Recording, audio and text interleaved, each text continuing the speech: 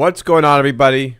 Welcome back to Amateur Hour Sports, or Jacob Gramegna, whatever the channel name is. Whatever you want it to be, it can be that. Thank you so much for joining me here on the channel today for your Friday evening Raptors Happy Hour live stream. This is the show we do 3 times a week, Monday, Wednesday, Friday, 5 p.m. to 6 p.m. For the Happy Hour, we break down the latest when it comes to the Toronto Raptors, whether it be news, discussion, questions from you in the chat, all things Raptors for the next hour. If you do enjoy along the way, make sure you hit the like button. And for more content like this, get subscribed to the channel. We got a good show lined up for you today. The big theme of the show for today, we're going to be discussing the Raptors, right? Basically, the midway point of the season.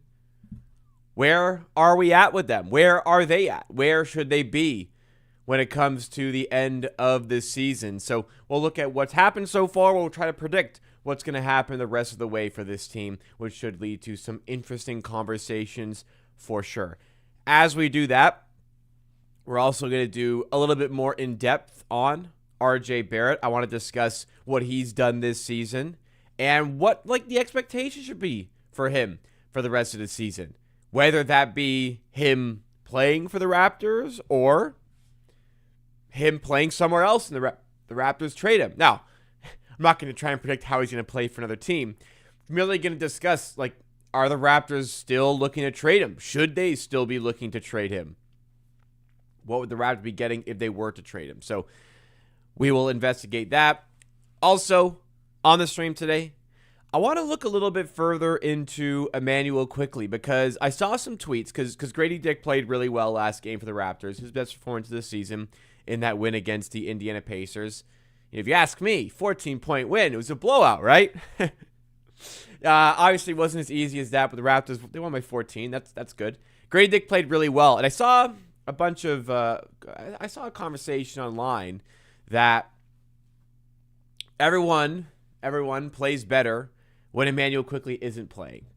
So we'll basically go through a little bit more and investigate if that's true. Now, quickly, to his credit, not a lot has gone well from this season, but his availability has.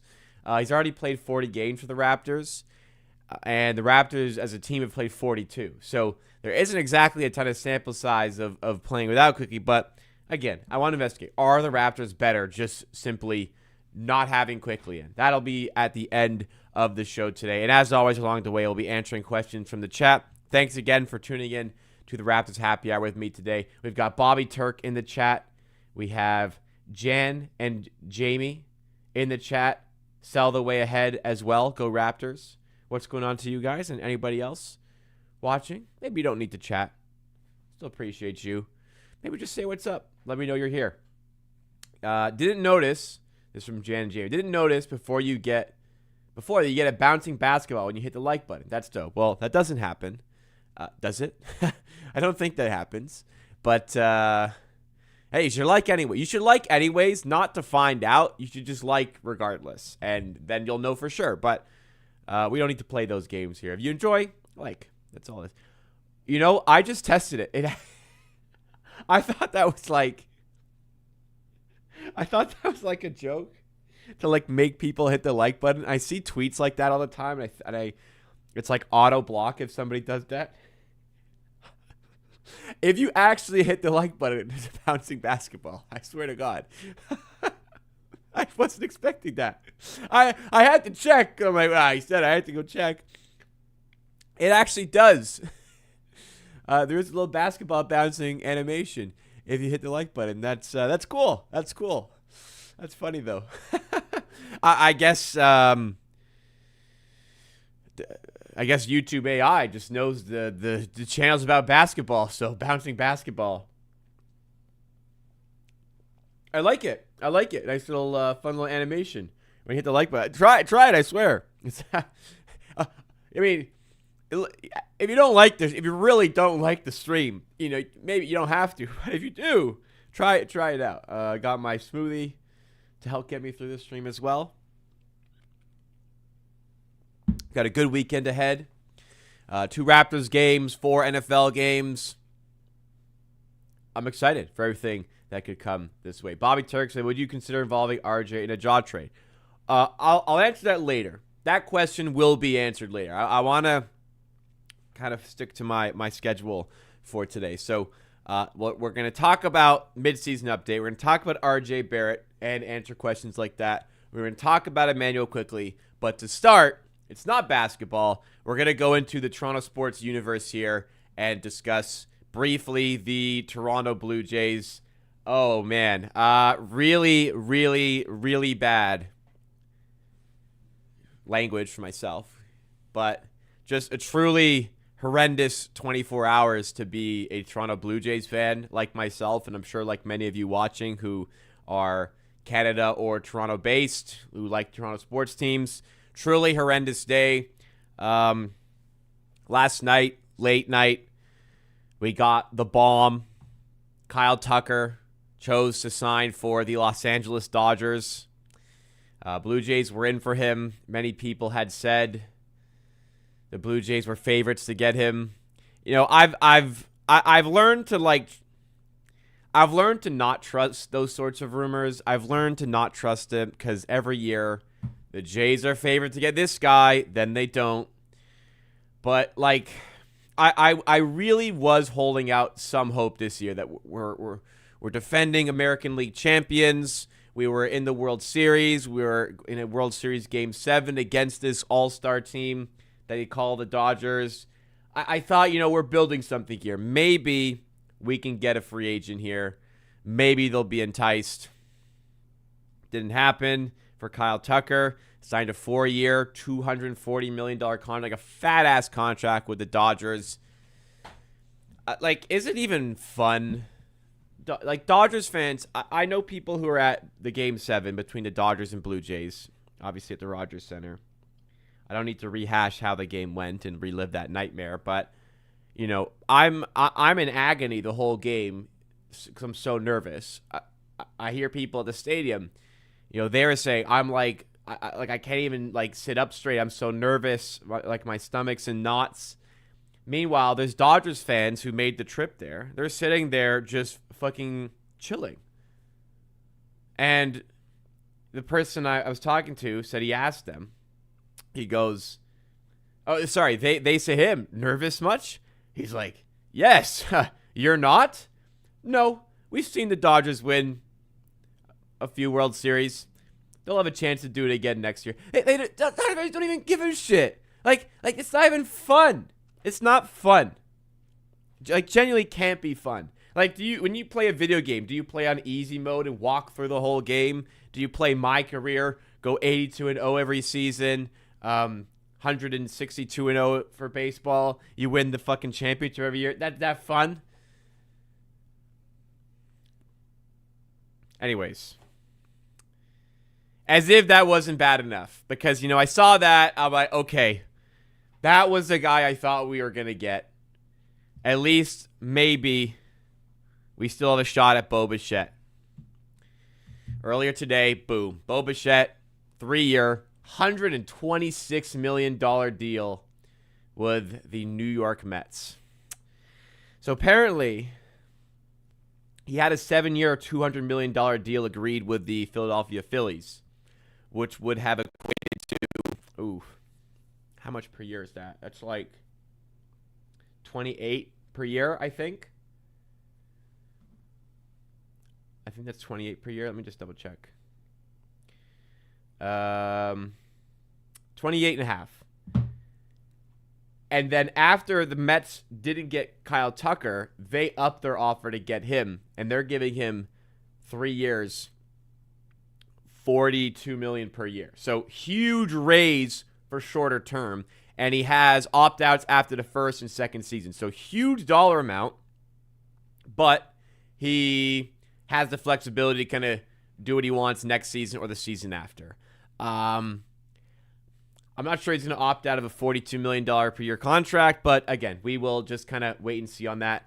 Anyways, that was a real head-spinning moment of like, not this shit again. We get fucking... there's no better word for this. We got absolutely cucked again. We keep getting cucked by all these MLB teams who use us to drive up a player's market value. They just say, hey, what are the Blue Jays offering you? Oh, that? We'll just give you more. Sign with us, and you pay less tax. And they go, okay.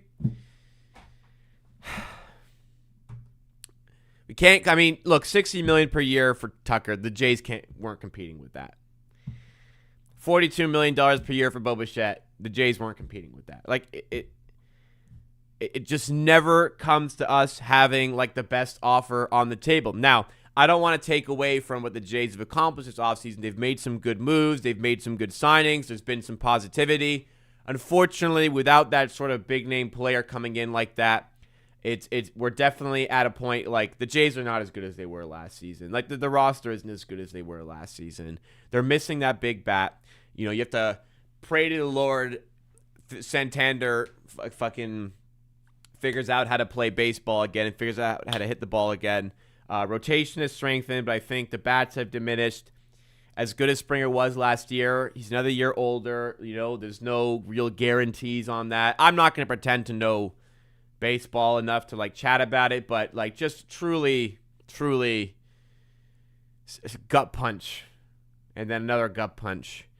And Bo Bichette, like, it's bad enough, like, Bo Bichette, like, leaving the team. Like, it's like all these other guys, they just chose to go somewhere else. Bo left the Jays after the World Series run. And, you know, last time he played for the Jays, he hit a 3-run bomb in the game. You know, we're not going to relive that.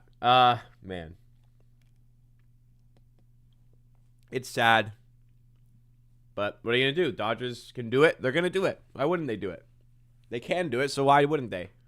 If we could do it, we would, and we would love it, wouldn't we? It's like Road to the Show on beginner mode. It is. It's an all-star team. Like think about that Dodgers team. What was their one weakness? Like Pages for most of the series? Take him out, put in fucking Kyle Tucker, right? Like, Kyle Tucker. At least the only silver lining. Number one, Bo Bichette went to the Dodgers. Didn't go to the Dodgers, okay? Number two, they're both in the NL. They both aren't even in the same league. They went to the National League. Like, what really would have made me sour is if Bo Bichette went to the Yankees or something. FTC clip and chat's the same. Thank God he didn't go to the Yankees. Could you imagine he went to the Yankees? The team we fucking beat in the playoffs? Jen and Jamie saying the same? It's sad. Sad, though. Times like this, you have to really, really, really appreciate. You have to really appreciate all of the Raptors. Sorry, not Raptors. Yeah, Raptors, but like Toronto sports players. You really have to appreciate all of the Toronto sports players who chose to stay, who chose to either sign in Toronto or stay in Toronto. You have to give a lot of props to DeMar DeRozan. Kind of makes me feel even worse how it ended with him getting traded. Kyle Lowry as well. Like, you seriously have to give those guys a ton of props because so many people leave the city, don't come to the city. They stayed, right? And it was a big deal in winning that championship. Man. Appreciate the people who want to be here. Maybe Cody Bellinger's a good pivot, but my hopes are down. I'm not expecting anything. I'm just where I am. The Jays are what they are. Maybe trade somewhere to get like some relief pitching. I don't know. Throw some money in to get a bat. It's brutal, man. Alan Darcy, that makes me like BI more. For example, in recent days, him all saying in an interview he wants beer. It's good. I mean, yeah, it's great. The Raptors have really developed this. Like, people want to be here. People who are here want to stay. That we've had a good track record of that for the last 8 years or so. People want to stay here, which is good. We're building up a good culture. Hasn't quite hit the Jays yet. You know what? To be fair, we got Vladdy. We paid a lot, but Vladdy stayed. You know, you got to give him some credit for that at least. Dylan Cease wanted to be here. We got him, right? We paid a lot, but we got him. He came.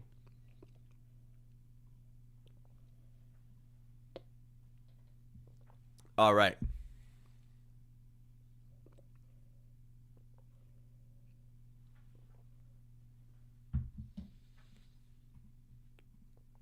All right, enough of the Blue Jays. Let's get into the show today on the Raptors. Just remember to hit the like button. For the bouncing basketball animation, if you hit the like button. There is. I didn't believe it myself, but there is. You should see it. As long as you still like you don't have to, just don't do it for the sake of just the animation. Do it because you like the show. Okay. Raptors side of things.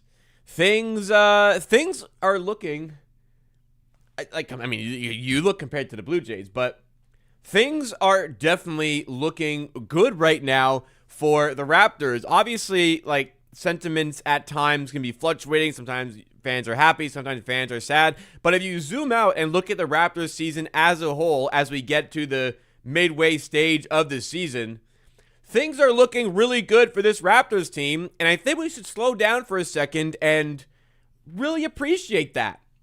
And this is why.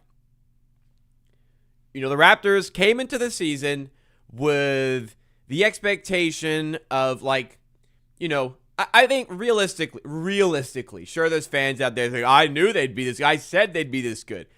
I think realistically, fans were coming into the season expecting, okay, we're probably going to be a play-in team. We definitely are good enough to be a top 6 team. But play-in and playoffs should be, like, okay. That should be, like, met expectations for this Raptors team. Coming into the season, their projection for wins was, like, 39.5, 40.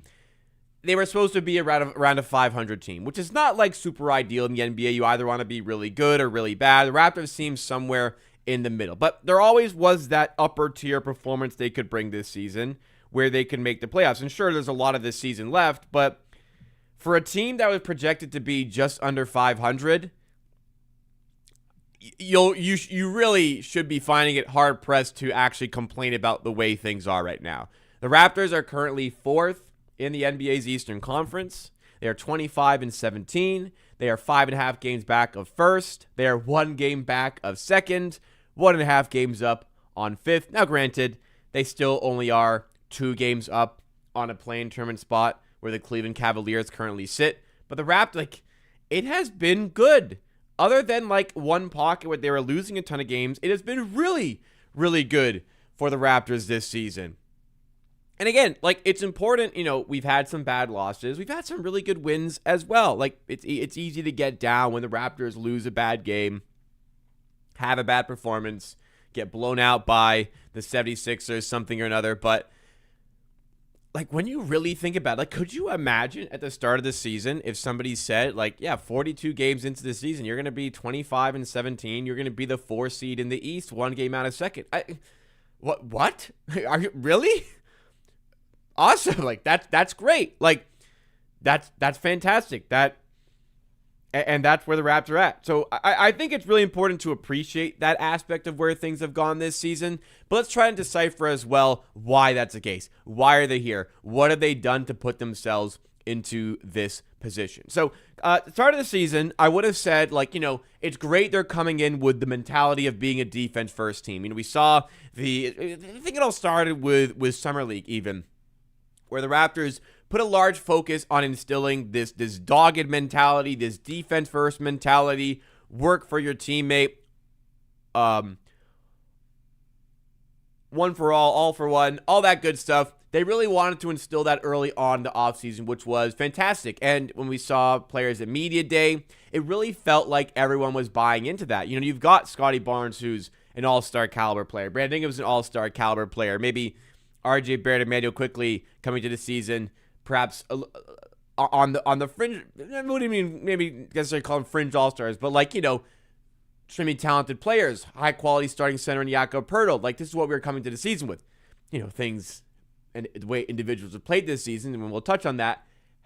Some have played better than others, but you had 5 high quality plus players in your starting 5, and the mood at media day was to work for the team, to do what's best for the team. And a lot of players have done that, and we've seen those elements of success on the floor. Morale is very high for this team, and as a result, again, you have this Raptors team punching pretty well above their rate at this current state. So I think that's a major contributor. But even still, even with that defensive first mentality and the way they were thinking, the mindset coming into the season, it still felt like, to me, this was a team that was going to struggle to gel offensively, but maybe had enough upper tier talent there that they could sustain kind of a middle of the pack sort of offense. And then the hope was defensively they could be a top 10 defense. Didn't seem like they had the pieces to be there, but maybe their approach to things, and hopefully the way they finished last season defensively, hopefully that does help. And to start the season, that was flipped. That was completely flipped. The Raptors offense was spectacular to start the season. Defense was just trying to catch up. Well, now we're at the midway stage of the season, much larger of a sample size. Here is where we sit. So from an offensive rating perspective, the Raptors are 18th. Little bit lower than mid-pack, which is slightly, maybe not concerning, but upsetting, because they've got the players to be better than that. And I think that it was 12 or so game window when RJ Barrett was out, the Raptors had the worst offense in the NBA in that stretch, literally the worst. That plays a part. And, maybe with a larger, if we increase this sample the rest of the way, we should be getting back into hopefully the 15 to 10 range. But still, wanted to see that a bit higher. Where the Raptors have found their success this season, and it's come in a lot of games where the Raptors are not playing well, but still winning. And why they cannot play well and still win a lot of these games is because they just don't give up a ton of points. The Raptors currently have the 4th best defense in the entire NBA, 4th best defensive rating in the NBA. That is so fantastic to see. Scotty Barnes is certainly a prime defensive player of the year candidate. I would say he's in the top 5 or 6 players for that award at the halfway stage of the season. I think on top of that, he's been the do-it-all star for the Raptors, and he should absolutely be an all-star. And again, he should be in these defensive player of the year conversations. But the Raptors being able to turn a team on paper, this shouldn't be that terrific of a defense. They've been able to outwork teams. They've been able to out-hustle teams and outplay teams because of how well they have played on defense this season. And they have enough firepower on offense to get over some of the fit concerns, and in the recent stretch of games at least, to get over some of the injury concerns that they are facing as well. Because we haven't been healthy for a while, and we're still finding ways to win games. So, as I mentioned, it feels like Scotty Barnes has been the driving force for this team, but he has not been alone. Barnes has been, I think, the best performer. 19.4 points per game, 8.3 rebounds, 5.4 assists, above 50% shooting from the field, which is a big upgrade compared to last year. Solid three-point shooting. I'll absolutely take Scotty Barnes at 33.6% three-point shooting. And he's doing this while operating at a defensive player of the year level. Truly remarkable. Do-it-all type of player. Brandon Ingram has been exactly what we've wanted him to be. He's been a high-tier scorer, 22 points per game. He's doing so decently efficiently. He's putting up decent volume from 3, hitting 35%, which is completely acceptable. He's putting in good work on defense. He's putting in good work in other stats, 6.1 assists, 6.1 rebounds, 3.7 assists. And I think the biggest thing we're looking for is just he gets buckets. And he gets buckets in the clutch. There's been a few games, him specifically, has gotten us over the line. In terms of RJ Barrett, he has done everything you could have possibly asked of him this season. He's been extremely efficient. He's putting up almost 20 points per game. He's shooting above 35% from 3. And he's playing the role. That still allows Barnes and Ingram to thrive as the main pieces of the team. You have to really give tons and tons of credit to RJ Barrett for that. Sandro Mamukelashvili has been a revelation of a free agent signing. Colin Murray-Boyle has been a revelation of a 9th overall pick. We've had issues with Jakob Poeltl, Emmanuel Quickley, but guys like even Jamal Shed chipping in a lot, playing good minutes. So even though we've had some not great performance, it's not been great for Manuel Quickley and Jakob Poeltl. We've had enough good performances. We've had enough off the bench when Walter hasn't really kicked on. Grady Dick hasn't really kicked on. Abaji hasn't played up to the same level as last year.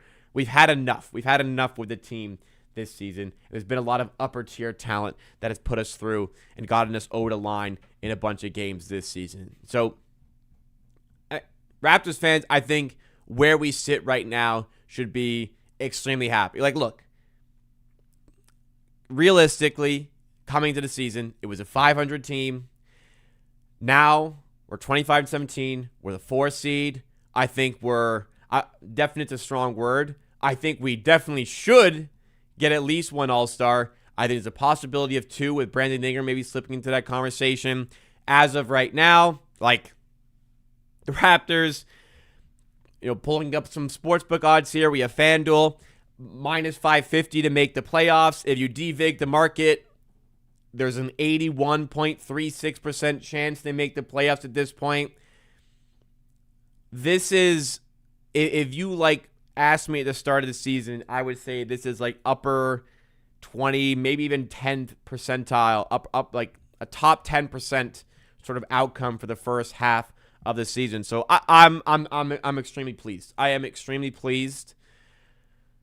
But, it's a long season. It's been a long season so far, and this is only halfway. We got another whole half to do this. Lots of changes could happen by way of trades, by, player performances fluctuating.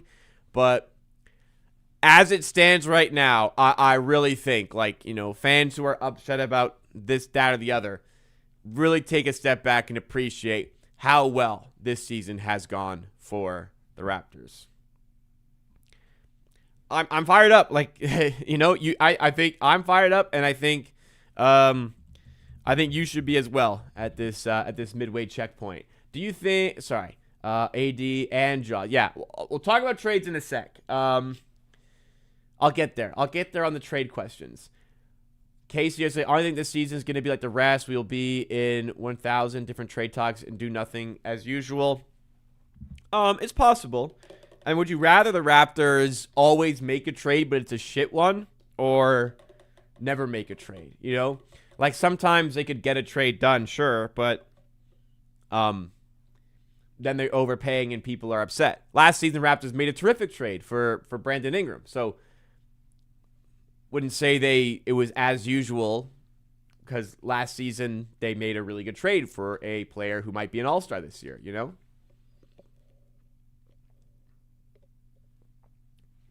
Scotty should be an all-star. I think they both should be an all-star. And I think if I picked an all-star team right now, they'd both be in.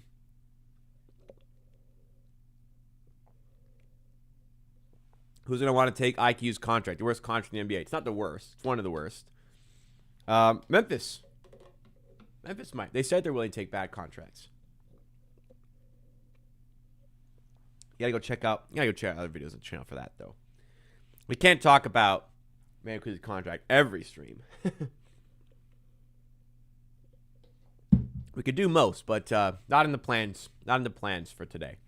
Is Ja really an upgrade, though? Yes. To IQ, yes. Yeah, he is. They've both been underwhelming this season, but there is absolutely Ja Morant is the more talented player, better playmaker, puts pressure on the rim really well. Not the same floor spacer, but we haven't seen the levels of floor spacing that should be expected of Emmanuel Quickley this season. On top of that, as much as Ja Morant's making a ton of money, there's even less term on the contract. So part of the allure of trading for Ja Morant and using Emmanuel Quickley to do it is it's not only what I believe to be a significant upgrade at point guard, you're also getting off of a bad contract with 3.5 years left on it. That's valuable in itself on top of the player you can get back there. So that's what drives my interest for making a trade like that. So, but even without that, I do truly believe it is an upgrade. But I don't want to make, again, I don't want to make every show we do. We're going to talk about Manu quickly later, but it's not in this vein about the contract. We're going to talk about like more on-court stuff for Emmanuel quickly. But on the topic of trade conversations, I do want to dig in a little bit further for RJ Barrett, because all throughout the offseason and all throughout the season so far, RJ Barrett has been linked in trade discussions. In the offseason, it was made public by RJ Barrett's camp that they are aware he is going to be in trade conversations throughout the season. The Raptors made it pretty clear that they wanted to trade him. They were shopping him around. They were looking to see what they could get for him. They tried to trade him to the New Orleans Pelicans at the previous trade deadline, the trade that eventually brought back Brandon Ingram. Pelicans decided to go for the expiring contracts of Bruce Brown and Kelly Olynyk instead. The Raptors, again, it is no secret to anybody, RJ Barrett has been on the trade block and continues to be on the trade block. But then again, this season, RJ Barrett's playing really well. The Raptors' offense fell off a cliff when RJ Barrett went out with an injury. The Raptors' record with RJ versus without him is vastly different. It's much better when RJ Barrett plays. So, as we sit here midway through the season, very much creeping up on the NBA trade deadline, where do we currently sit with RJ Barrett, and should he still be included in any of these trade discussions? Let's do it. So to start the season, and I've maintained through large portions of the season, because like comments going to be, who the hell would want to trade RJ Barrett? Like, guilty. And the problem with that, and I'll explain myself in a sec. The problem with everything regarding RJ Barrett right now, not problem, but like the problem for the desire to trade him is that his impact this season, I think truly, at least on offense, can be doing no more than what he is doing. This is like the highest level of what RJ Barrett could achieve for this team and for the Raptors this season. He is averaging nearly 20 points per game, 5 rebounds, 3.7 assists. He's doing it efficiently, like nearly 50% from the field, over 35% from 3. If we want to dig in further, go to true shooting, which we should. It's 58.7, which is terrific. It's great. Like I said, the Raptors' offense is way better when he plays. Their record is way better when he plays. He does a job that not a lot of other Raptors can do. He gets downhill and he scores. There's so much great stuff to RJ Barrett's game. Yes, there's still questions about what he does defensively. No question. There's still questions about what he does defensively. But it's clear to see he provides a pretty key role for this Raptors offense.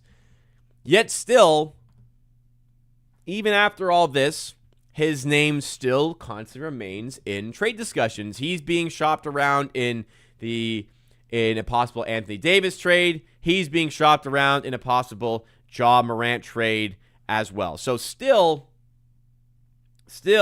very often, RJ Barrett is being thrown into all of this noise around trades. And the reason I have maintained, I would probably move on from RJ Barrett is the fit concerns that still exist with him, Brandon Ingram, and guys like Scotty Barnes. There's enough offensive firepower there that you still want to kind of complement them with maybe more three-point shooting and more defense. But how do you get that? Can you get that by moving RJ Barrett? I'd say probably not, and I've maintained that. Probably not. So for me, it was always I agree, trying to look for an upgrade to RJ Barrett, not even necessarily from a talent perspective. You'll want, obviously that's the goal, but from maybe a fit perspective, but that would require a guy like Trey Murphy, which would cost you a ton of picks. Think about Desmond Bane went for 4 first-round picks. So, Trey Murphy would probably be in the same sort of ballpark. So for me, it's always been The Raptors are trying to win. RJ Barrett helps you win. Trading him probably makes you worse. So why go all out trying to trade RJ Barrett when you're trying to win and he makes your team better? So for me, I'm at this point, like, again, see what's out there, see what you can do, how much interest there is, see what you can do with that salary to get an upgrade. But if you can't upgrade and you're just getting worse and you're just trying to use him as to dump salary, that's where I draw a line and say that's not worth it. You're trying to win. Again, he helps you win basketball games. The contract, honestly, it really isn't that bad. Other teams don't view it as a desirable contract. If they did, he would probably already be gone at this point. But he's making $27.7 million this year, $29.6 to next year. Like, at the very least, the Raptors truly do not want to proceed with him. Only a year and a half until the contract is off the books. You can open up all of that salary. But again, the Raptors have seemingly been looking to kind of move him in a trade. And, the article I pulled up is talking about Anthony Davis. For me, the Anthony Davis trade should revolve around Jakob Poeltl, and then you add on either RJ Barrett or Emmanuel Quickley. I think there's a case to be made about which one it should be, and you can make a case for either of them. But I don't want the trade necessarily built around RJ Barrett, but the reports that we're getting right now is that it's RJ Barrett and then somebody else. I don't really see the need to trade for Anthony Davis if you're keeping Jakob Poeltl. Like, I feel like the Davis trade should be you're upgrading on your center spot. Anyways, I'm not as sold, by the way, on the Anthony Davis trade as I am. I am sold on the Ja Morant trade. Emmanuel Quickley, Grady Dick picks. Emmanuel Quickley, Ochai Agbaji picks for Ja Morant. If something like that can get done. I'm in on that. That's what I want. Not as convinced on that Anthony Davis approach. But at least if RJ Barrett's being shopped for these sorts of trades right now, RJ Barrett's being used to get a significant player coming into the team. This is not just a salary dump here. This is Anthony Davis. This is a superstar level player. Fine. I'm not going to spend 10 minutes deviating away talking about the risks that involve trading for Anthony Davis, the age, the contract, their injuries, all of that stuff. But at least your team is getting a superstar caliber player by including RJ Barrett in a trade. But again, I'm not as convinced on that one as I am to the Ja Morant trade. Now, there's been conversations what if you do Barrett and Poeltl to go for Anthony Davis and you use Quickley and Grady Dick to go for Ja Morant? Now you can go after Ja Morant and Anthony Davis in the same window here and pair them up or just put them on a team with Brandon Ingram and Scotty Barnes. Ja Morant, Brandon Ingram, Scotty Barnes, Anthony Davis. That sounds really interesting. But also what's pretty interesting is a hopefully healthy Jakob Poeltl with maybe Ja Morant if you can upgrade there, RJ Barrett, Scotty Barnes, and Brandon Ingram. So to be honest, I think the best way to proceed with Barrett right now is to keep him. I think you're probably in a more valuable position by keeping him.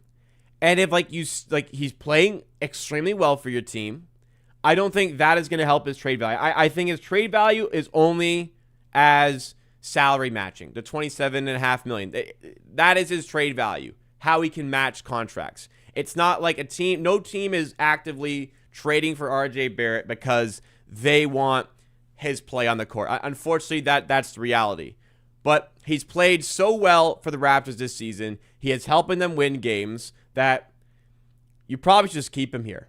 And then if you really do want to revisit a trade at some point, you can do it in the offseason. You could do it next season when it's an expiring contract, and that's more valuable to a trade for a team to open up cap space. But for now, RJ Barrett, again, you have to give so much credit because he sacrificed parts of his game to allow the Raptors to get the most out of players like Brandon Ingram and Scotty Barnes, yet he's still operating at an extremely high level and helping the Raptors win. You cannot ask anything more of him, so I think worth it. Keep him for the rest of the season. But, again, have a look and see. Is there a significant upgrade there and a really good trade involves him? If so, I'm not going to say RJ's banned from trade talks, but realistically, we'll probably be better off keeping him, I think. So, happy to have RJ on the team. Fine if he's in a trade, only if it's making the team better, not salary dumping him. Like, so there should be some reward as well. Like, for RJ Barrett playing as well as this. There should be some element of reward, you know? Because nobody's trading for him to have him.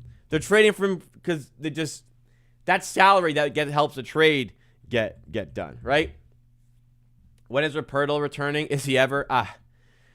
He's supposed to return like last week. So yeah, I don't know. Pray he gets healthy. Get 80 away from this team. If Anthony Davis is hell-bent that he has to play at the 4, I just say, dude, like look in the mirror, man. You're 7 feet fucking... Like, when you look in the mirror, you have to look down. You don't see your face. Like, you're huge. Play fucking center.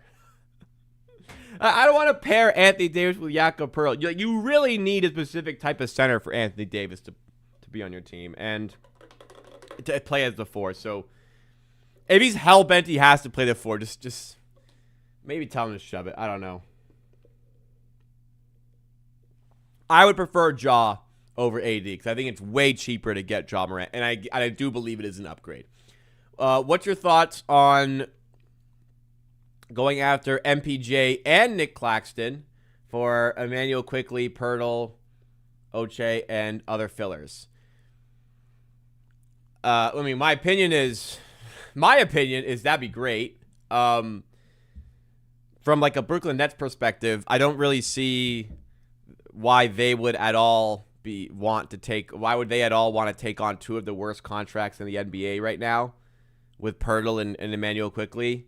There's not really a big incentive from Brooklyn's perspective to get that done.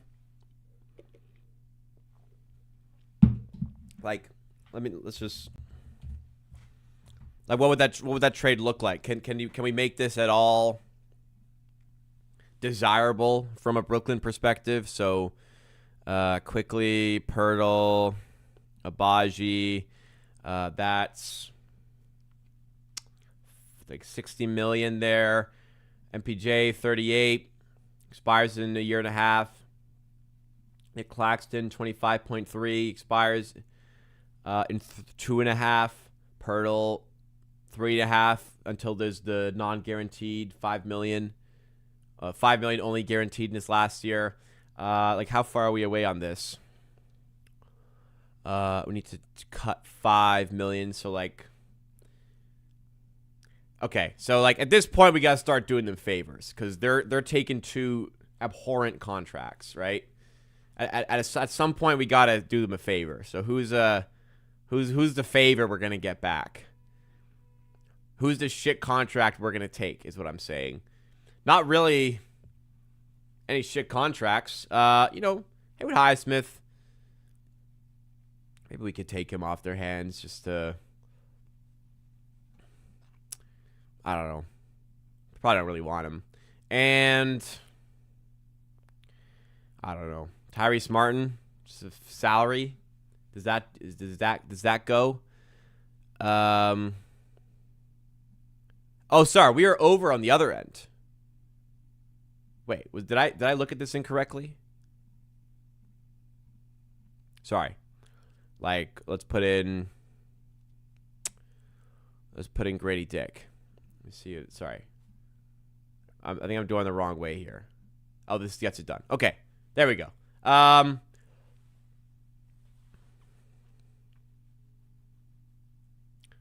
So obviously this is a success because it's like allowable. This doesn't get it done.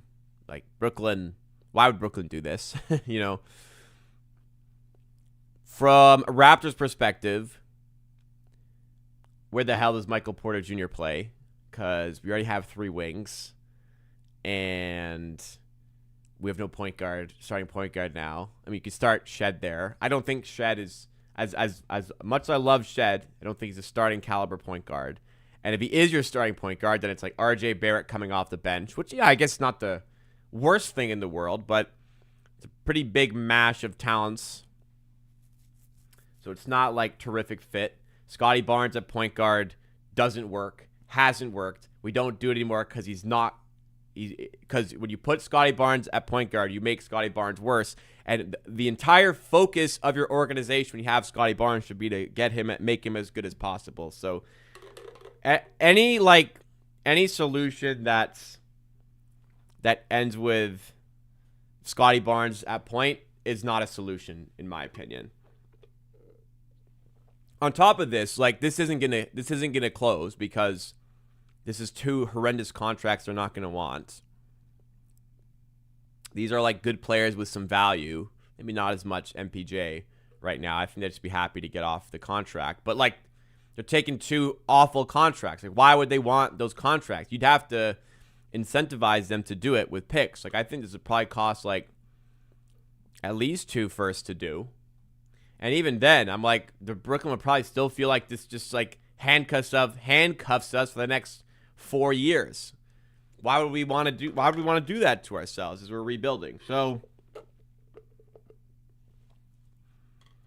in theory, I'd like to do this and figure it out from a Raptors side of things, but it starts to pose a ton of questions about how we strategize our rotations, and I don't think Brooklyn will even want to do it anyways. Unless we get could we get our starting point guard back? I guess you could run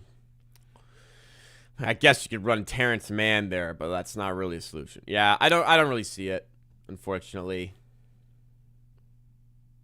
I think it's more likely to get it done with Barrett. For me. Then we have to figure out salary. Yeah, it's a bit messy. I like the idea, but I don't think in reality that's something that's gonna work. Thinking about Jamal Shead, as good as he is as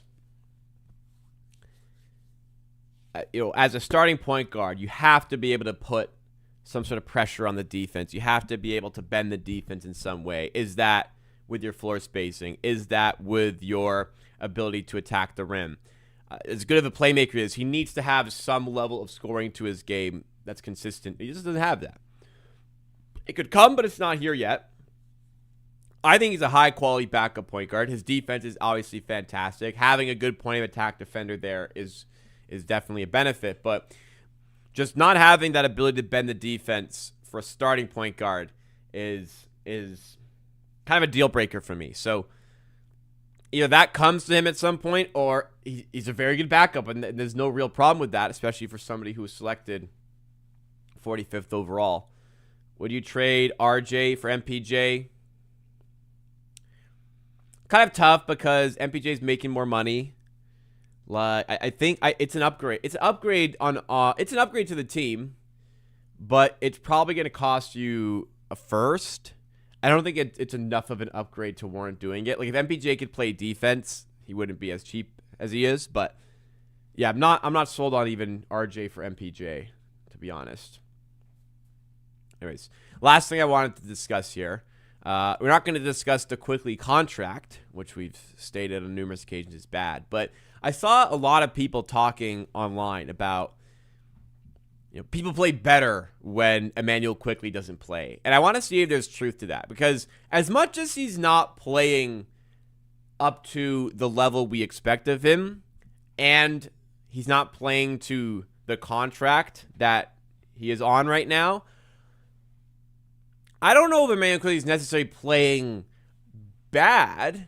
It's bad relative to him, but I don't think it's bad. I don't think the Raptors are worse when he plays necessarily. So I wanted to verify that.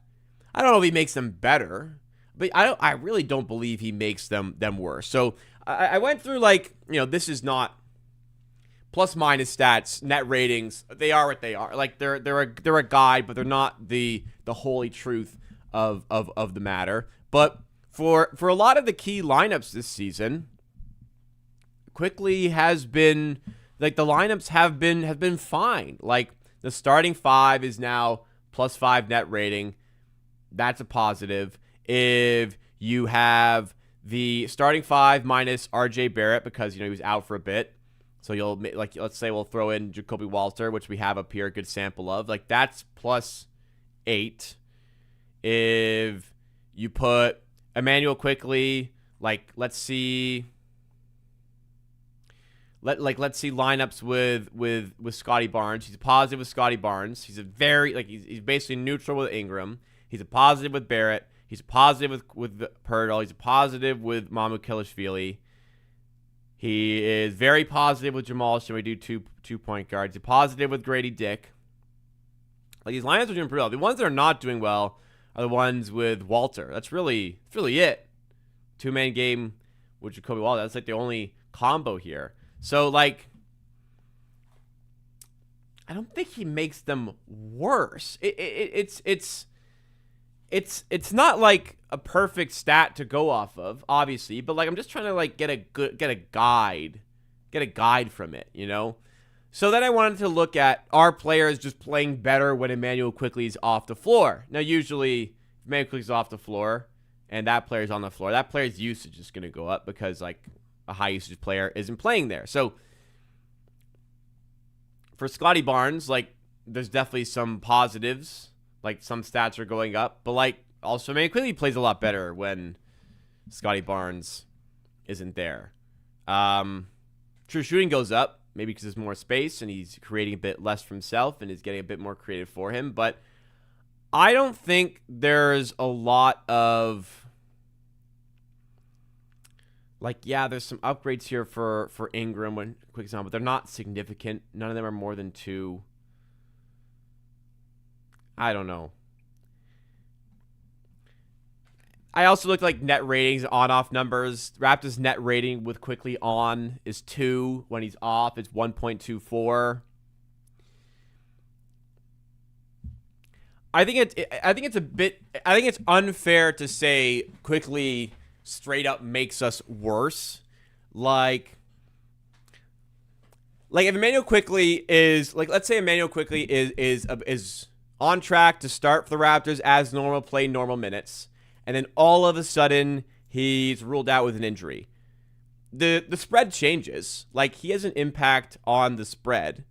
I think it's unfair to say, and look at me like I'm defending Quickley, like, hasn't exactly earned that sort of defense for the way he's played this season, but he doesn't make the Raptors worse by just playing. The problem is you're making $32.5 million. There is a higher standard expected of you when you're on that much money. Like, if Emmanuel Quickley was making $20 million per year playing like this, we'd be like, oh my God, what a player, Emmanuel Quickley, this is great.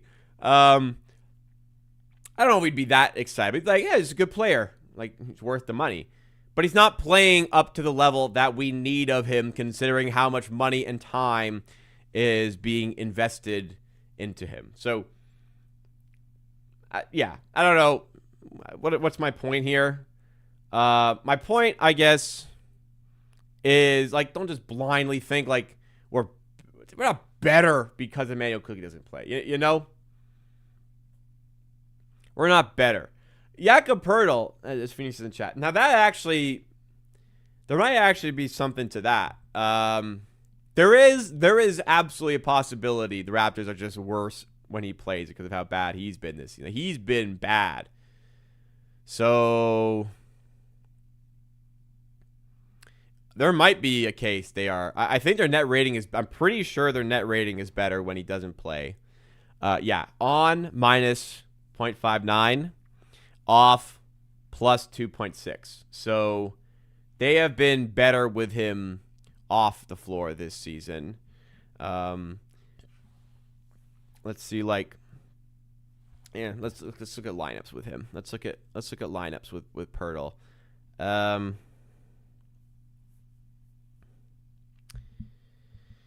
mean, in the highest sample size, these are all small samples, so it's not like, not going to get a ton of info off that. But the larger sample size ones, he's been fine. They've been good. Tough to say.